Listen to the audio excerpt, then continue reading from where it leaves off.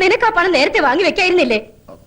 വെക്കാമായിരുന്നു. പക്ഷെ മരക്കാട് മുതലാളിയുടെ കയ്യിലിരിക്കുന്ന കാശ് നമ്മുടെ കയ്യിലേക്കൊന്നും കിട്ടണ്ടേ? ഒന്നും പേടിക്കാനില്ല. പണവുമായിട്ട് പരമേശ്വരൻ ഇപ്പൊ എങ്ങനെത്തും? മരക്കാട് മുതലാളിയുടെ വാക്ക് വാക്കാ. കുഞ്ഞമ്മാൻ ഇത്രയ്ക്ക് ഉത്തരവാദിത്വം ഇല്ലാണ്ട് പോയല്ലോ.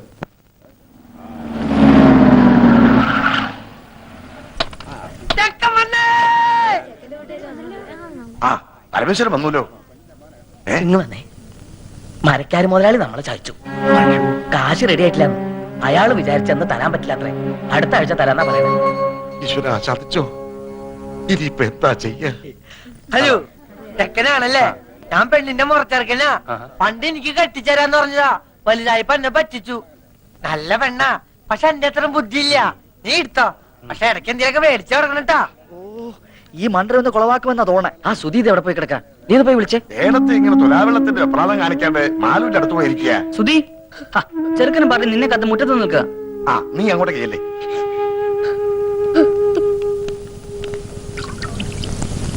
നിശ്ചയത്തിന് വരാൻ പറ്റിയില്ല, ഈ വീട്ടോത്തോണ്ടാ. ലോഹ്യം ചോദിക്കലൊക്കെ പിന്നെ ആവാം. മുഹൂർത്തത്തിന് സമയമായി. വരൂ. ശരിക്കും തെളിക്കിട്ടോ മണൊക്കെ ഒന്ന് പോട്ടെ. അതെ, എന്താണ്? നമുക്ക് ചെറുക്കന്റെ അച്ഛനൊന്ന് കാണണ്ടേ? ആ, കാണലൊക്കെ കഴിഞ്ഞിട്ടല്ലേ നമ്മൾ ഉറപ്പിച്ചത്. ആ കാണല് പോരല്ലോ. ഇതിനു മുമ്പ് നമുക്ക് ആ ചടങ്ങ് അങ്ങോട്ട് നടത്താം. ഏത് ചടങ്ങ്? ശ്രീധനപ്പണ എണ്ണി പെട്ടിയിലാക്കി തരുന്ന ചടങ്ങ് മറന്നുപോയോ? 2 ആഴ്ച മുമ്പ് തരാന്ന് പറഞ്ഞതല്ലേ? അപ്പ പറഞ്ഞു പെണ്ണ് കെട്ടുന്നതിന് മുമ്പ് പന്തലി തരാന്ന്. എടുക്കുക, കാശ് എടുക്കുക. എണ്ണി തീരുമ്പോഴേക്കും മുഹൂർത്താവും. അത് എണ്ണാനൊക്കെ നിന്നാ നേരെ ഏറെയാവും. കെട്ട് നടക്കട്ടെ. ആദ്യം പറഞ്ഞ സ്ത്രീധനപ്പണം വെക്കുക. അതുവരെ കെട്ടവിടെ നിൽക്കട്ടെ. താലി കെട്ടാൻ വരട്ടെ. പറഞ്ഞ പൈസ പൈ തീർത്ത് കിട്ടണം. ആര് പറഞ്ഞു തരില്ലാന്ന്? ഇത് തരാനും വാങ്ങാനും ഒക്കെ ഇരുത്താ മുഹൂർത്തം അങ്ങോട്ട് തെറ്റും. തെറ്റണേ അങ്ങോട്ട് തെറ്റട്ടെ. മുഹൂർത്തം ഇനി ഉണ്ടാവും. അങ്ങനെ പറയരുത്. പൈസക്ക് ഇത്തിരി ടൈറ്റായി. തരാമെന്ന് പറഞ്ഞ ആള് പറ്റിച്ചു. അല്ല, കെട്ട് കഴിഞ്ഞാലും വാങ്ങാലോ. ആ ശീലം ഞങ്ങൾക്കില്ല. ഞങ്ങളുടെ നാട്ടിലൊക്കെ പറഞ്ഞ വാക്ക് വാക്കാ. ഒച്ച വെക്കരുത്, ആളുകൾ കേൾക്കും. കേൾക്കട്ടെ ആളുകള്. കുഞ്ഞിരാമന്റെ നെറികേട്. ഇനി ഒരു അവധിയില്ല. പൈസ തന്നിട്ട് മതി കല്യാണം. സ്ത്രീധനം കടം നിർത്തി തന്ന അതിന്റെ കേട് ഞങ്ങൾക്കാ. ഇനി ഞങ്ങളുടെ കഷ്ടകാലത്തിന് പെണ്ണെങ്ങാനും വല്ല സ്റ്റൗവും പൊട്ടിത്തെറിച്ച് ചത്താ പിന്നെ ഭർത്താവ് അമ്മായിച്ചിനും ജയിലിൽ കയറേണ്ടി വരും. എന്റെ കുട്ടിയുടെ ജീവിതം നശിപ്പിക്കരുത്. തറവാടിന്റെ മാനം പോണ കാര്യ. മാനം ഉള്ളവർക്കല്ലേ മാനം പോകുന്നുള്ള ആദ്യം വേണ്ടു. പറഞ്ഞു പറ്റിച്ച് പെണ്ണ് കെട്ടിക്കാമെന്ന് വിചാരിക്കണ്ട. മോനെ, ഇവൻ എന്റെ മോനാടോ. ഓശാരത്തിന് കെട്ടോടാ എനക്ക് വേണ്ട. ഒന്ന് വന്നേ, ഒരു കാര്യം പറഞ്ഞോട്ടെ. അതെ, നമ്മളൊക്കെ ചെറുപ്പക്കാരല്ലേ ചങ്ങാതി. പണത്തിനേക്കാളും പ്രധാനമല്ലേ കല്യാണം? പണം ഞങ്ങൾക്ക് അത്ര നിസ്സാരല്ല. ഈ കല്യാണം ഇപ്പൊ നടന്നില്ലെങ്കിൽ ഇനി ഒരു കല്യാണം ഉണ്ടാവില്ലെന്ന അവിടെ ജാതകത്തിൽ. പൈസയുടെ കണക്ക് പറഞ്ഞ് ഈ കല്യാണം മുടക്കരുത്. കല്യാണം കഴിഞ്ഞ് ഒരുമിച്ച് ജീവിക്കേണ്ടത് അച്ഛനും അമ്മയല്ല, നിങ്ങളാ. എനിക്ക് എന്റെ അച്ഛനെ അമ്മയെ ധിക്കരിക്കാൻ പറ്റില്ല. ധിക്കരിക്കണ്ട, അവരെ കാര്യം പറഞ്ഞ് മനസ്സിലാക്കാലോ. താനിപ്പോ സ്റ്റാൻഡായിട്ട് നിന്നുണ്ടെങ്കിൽ അവരെന്ത് വിട്ടുവീഴ്ചയ്ക്കും തയ്യാറാവും. എന്നോട് ഒന്നും പറയണ്ട. എന്തായാലും അച്ഛന്റെ തീരുമാനം വലുത്. എടോ, താനൊക്കെ ഒരാണാണോ? മൂക്കിന്റെ തല മീശം വെച്ച് നടക്കണു. ആണുങ്ങളായാലേ കുറച്ചൊക്കെ നട്ടല് വേണം. അല്ല, താനാരാ? താൻ എത്ര വലിയ ആണാണെങ്കിൽ താൻ പോയി കെട്ടോ. ആ, തന്റെ സ്ഥാനത്ത് ഞാനായിരുന്നു ഞാൻ കെട്ടിയത്. എങ്കിൽ താൻ കെട്ടോ. ആ, ഞാൻ കെട്ടും.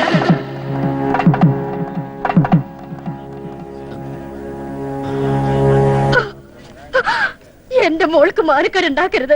വസ്തു വെച്ചിട്ടെങ്കിലും 2 ദിവസത്തിനകം ഞാൻ അവിടെ കാശെത്തിച്ചോളാം. ഞാൻ നിങ്ങളുടെ കാല് പിടിക്കാം. നീര് കാണിച്ച് മോളെ ചെലവാക്കാൻ നോക്കാം.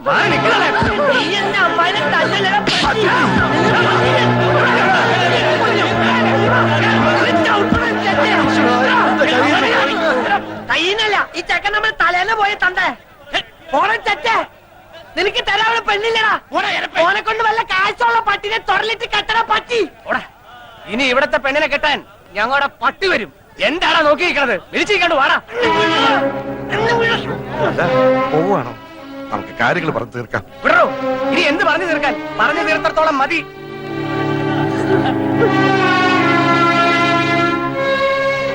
എല്ലാം നശിപ്പിച്ചല്ലോടാ നീ. മാലൂന്റെ കല്യാണം മുടക്കിയില്ലേ? പോയി മാപ്പ് പറഞ്ഞവരെ വിളിച്ചോണ്ട് വാടാ. എന്റെ പട്ടി പോവാ കോട്ടനെ വിളിക്കാൻ. കണ്ടാര് പള്ളികൾക്ക് കെട്ടിച്ചോടക്കോടെ പെണ്ണില്ല. അവൾക്ക് ഇതിൽ നല്ല ചെക്കനെ കിട്ടൂടാ. എന്നാ പോയി വിളിച്ചോണ്ട് വാടാ രാജകുമാരനെ. കൊണ്ടുവരും, ഞാൻ കൊണ്ടുവരും.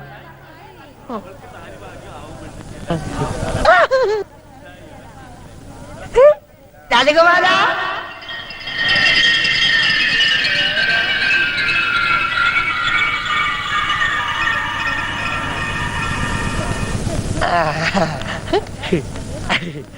കുട്ടാട്ട കേട്ടു മാലൂല കുട്ടാട്ടനാ മാലൂന്റെ രാജകുമാരൻ ആ, വേണ്ട വേണ്ട ആ, നമുക്ക് കെട്ടാം. ഞാനില്ല. നമുക്ക് കെട്ടാം. എന്തായി കാണിക്കണേ ഞാൻ എങ്ങനെയാ കുട്ടേട്ടനല്ലേ പറഞ്ഞ മാലിന്റെ കെട്ടാന്ന് കുട്ടേട്ട അങ്ങനെ പറഞ്ഞോണ്ടല്ലേ ഞാൻ ആ ചെക്കന്റെ തന്തട മോന്തക്കിട്ട് രണ്ടും പൊട്ടിച്ചേ അയ്യോ. എന്നിട്ട് കുട്ടേട്ട വാക്ക് പറ വാ കുട്ടേട്ടൻ വന്നില്ലേ ഞങ്ങളുടെ അമ്മായി ചത്തു കൂട്ടോ വാ കുട്ടേട്ട വരാൻ തമാശ കളിക്കില്ലട്ടോ ദേ, ആൾക്കാര് നോക്കണം. കൂട്ടുകാരന്റെയും അവന്റെ തറവാനത്തെയും മാനവും ഒരു പെൺകുട്ടിയുടെ ജീവിതം ഇപ്പൊ നിന്റെ കയ്യില.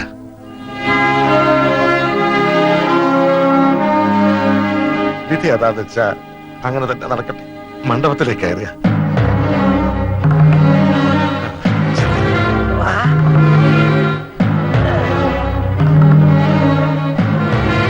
ഇരിച്ച്. ചിരിച്ച്. ചക്കര തരുന്ന ചക്കര തരും ഒന്ന് ഇറങ്ങി നിൽക്കടാ അങ്ങോട്ട്. കല്യാണം എന്നുണ്ടാവില്ല കേട്ടോ കേട്ട് ഞാൻ ഓ, ഈ പെ- ഉം. ദേ ഒന്നിങ്ങി വന്നേ. എന്താ നിങ്ങൾ എന്തായി കാട്ടണേ? മിണ്ടി പോകരുത്. കാരണവന്മാർ ചെയ്തു വെച്ച സുഹൃതം അതാ മന്ദബുദ്ധിക്ക് ഇപ്പേക്കിന്റെ ബുദ്ധി നോക്കിയത്. ആ ഓമനക്കുട്ടന് ബോധോദയം വരുന്നതിന് മുമ്പ് കാര്യങ്ങൾ നടക്കട്ടെ. ആ മുഹൂർത്തായി പെണ്ണ് ഇറക്കുക, മേളം തുടങ്ങിക്കോട്ടെ.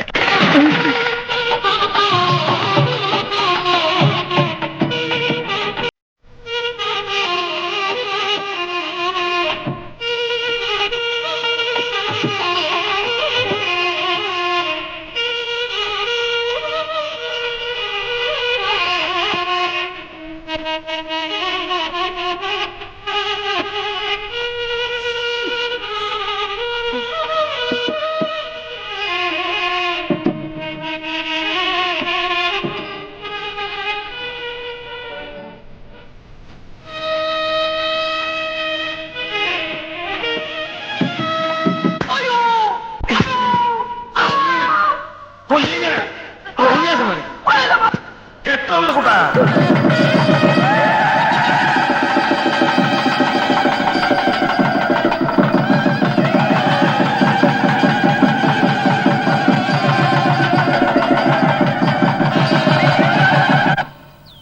എഞ്ചിൻ ഓഫ് ചെയ്തോ, എഞ്ചിൻ ഓഫ് ചെയ്തോ.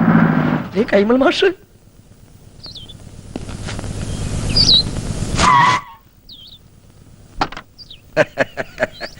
നമസ്കാരം. ആ കൈമ മാഷല്ലേ? ഉവ്വ്. മാഷെ ഞാൻ അറിയും.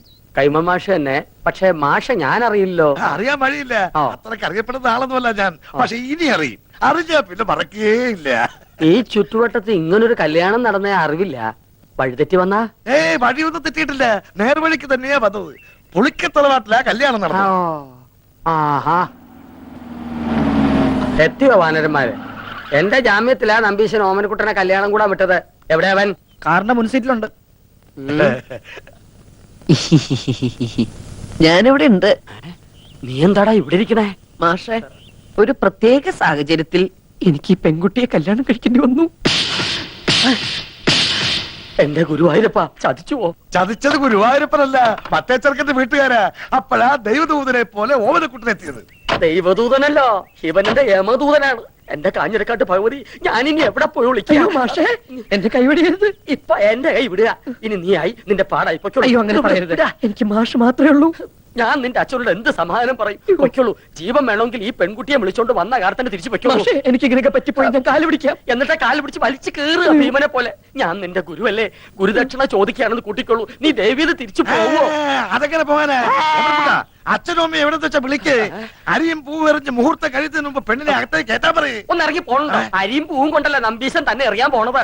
ആ അയ്യോ അച്ഛൻ, അയ്യോ. ഇനിയുള്ള എന്റെ ജീവിതം മാഷിന്റെ മിടുക്ക് പോലെ ഇരിക്കും. വരട്ടെ. ഇതാണോ അച്ഛൻ? അല്ല നീ എവിടെ പോവാ? മൂത്രം വെച്ചിട്ട് വരാം. വേഗം വാ, എനിക്ക് പോണം. ഇനിയിപ്പോ എന്താ ചെയ്യാ? നമസ്കാരം. നമസ്കാരം. ആരൊക്കെ വിരുന്നുകാര്? വിരുന്നുകാരല്ല, കല്യാണക്കാരാ. ഞാൻ തീരെ പ്രതീക്ഷിച്ചില്ല കേട്ടോ. എവിടെ ഉള്ളവരാ? ഞങ്ങൾ ഇനി ഈ വീട്ടുകാരാകാൻ പോവുക അല്ലേ പക്ഷേ? അതെ. ഇവിടെന്ന് വെച്ചാ? അല്ല, ഇവിടെയൊക്കെ തന്നെ ആ. നമ്മുടെയൊക്കെ പരിസരത്ത് ഇങ്ങനെ. അതാ ഞാൻ തന്നോട് ചോദിച്ചേ, ഈ പരിസരത്താരാ ഇങ്ങനെ രഹസ്യമായിട്ട് കല്യാണം? അയ്യോ, രഹസ്യമായിട്ടല്ല, പരസ്യമായിട്ട് ഈ കുഞ്ഞിരാവിനെ നടത്തിയത്. നല്ല അന്തസ്സായിട്ട്. സംശയമുണ്ട്, ചെക്കനോട് ചോദിച്ചു നോക്ക്. ചെക്കൻ എവിടെ ഉള്ള? അല്ല, ചെക്കൻ ഈ പരിസരത്തൊക്കെ ഉള്ളത് തന്നെ. ഈ പരിസരത്ത് വെച്ചാ? ഇനി വന്നേ. അതെ, കാലമൊക്കെ മാറിയിരിക്കണം നമ്പീശ. ആ. കലികാല ഇപ്പൊ.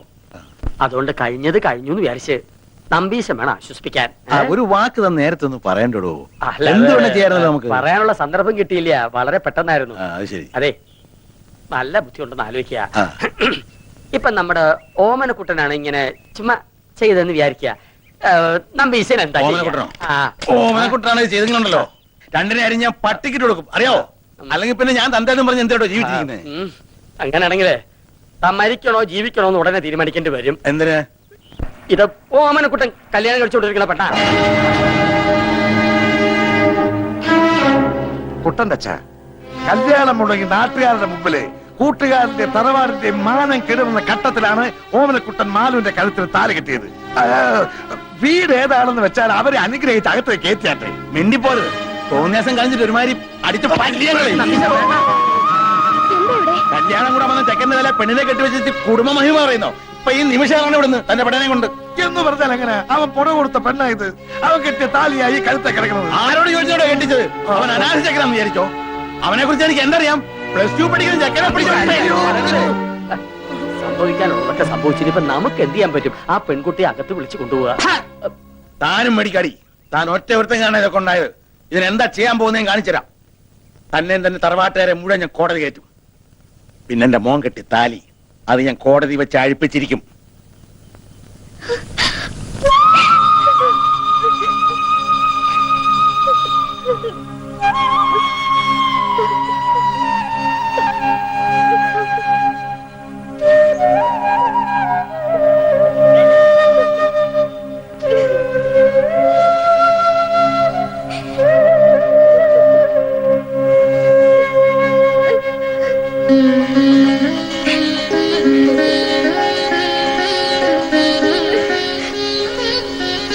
ശരിയോ തെറ്റോ എന്ന് എനിക്കറിയില്ല.